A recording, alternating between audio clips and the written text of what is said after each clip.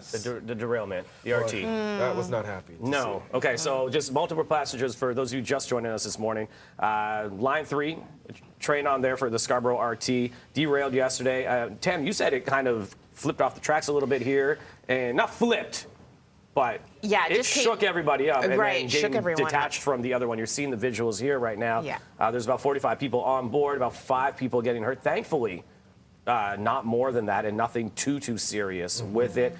The line is scheduled for decommissioning in November and replaced by buses until they figure out the Scarborough subway extension, which is supposed to be open by the province of Ontario in 2030. Yeah.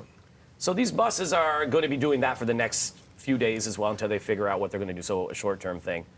Brandon, what do you think? Do you just wrap it up on the RT? Guys, this is bad. Yeah, it's horrible. This is bad. People could have died. Yeah.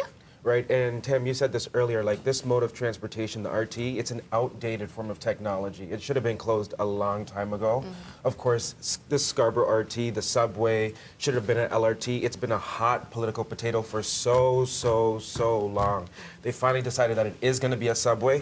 But here's the thing, like there are two things that we have to talk about.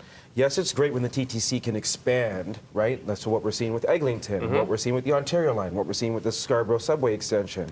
But what about operations, maintenance? That requires a lot of funds. And we know that the TTC does not get a subsidy or any money from the government for maintenance, for operations. They get money for the construction of new lines, expansion.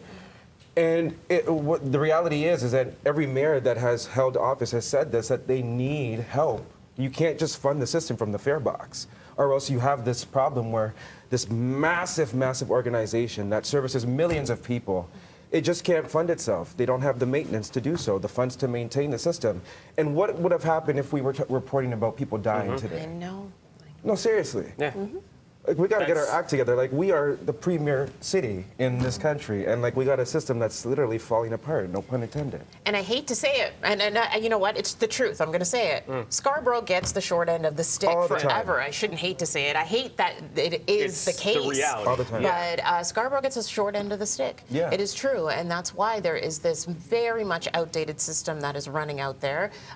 This Scarborough extension, it is only one stop. At this point, the subway extension that's going to be happening.